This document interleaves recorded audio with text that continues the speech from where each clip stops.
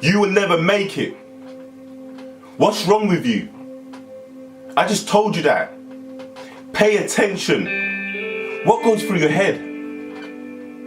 These were some of the negative words said to me by my fellow family, friends, teachers, growing up as a young teenager. And little did they know, and myself at the time know that I had dyslexia. So what is dyslexia? It's a learning difficulty. And for many people, this could be reading, writing, spelling, pronouncing certain words, and being able to process information effectively and quickly. And 10% of the population in the UK have dyslexia, with approximately 4% that's a bit more severe. And it's different for different people. And I remember my time at school, it was a comedy of errors in school. I was a class clown, getting into trouble, not paying attention. And it's only when I got into university, I realised I had dyslexia and I was diagnosed. So it all made sense, whereas when I was in school, I thought I was dumb.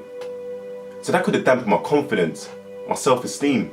But I guess my positive attitude and perspective of life has always helped me to move forward.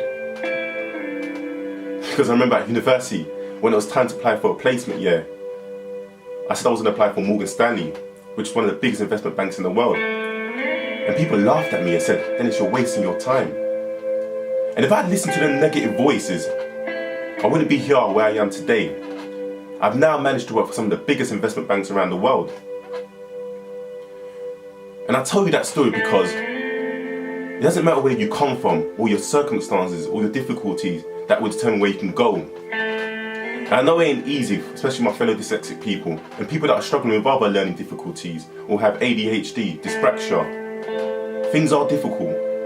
You will have obstacles, but you can overcome them if you put your mind into it, and work hard, and put the right methodologies and processes in place. And that's what I did.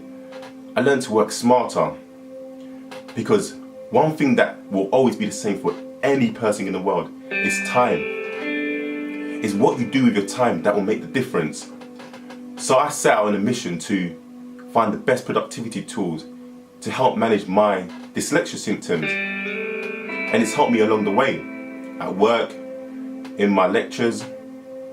And now I want to share my tools and resources and strategies that I've used to effectively perform my role.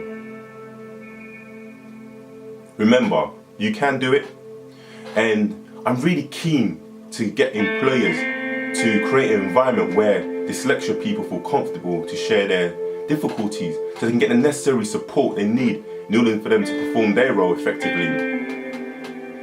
So this channel is going to be used to, as I said, share my productivity tips and tools and take people through a number of symptoms that they may be facing difficulties in and show them how I've done it to overcome it. Because remember, yes, we are having difficulties, but there's no point in sitting here crying about it and moaning because we won't be able to move forward.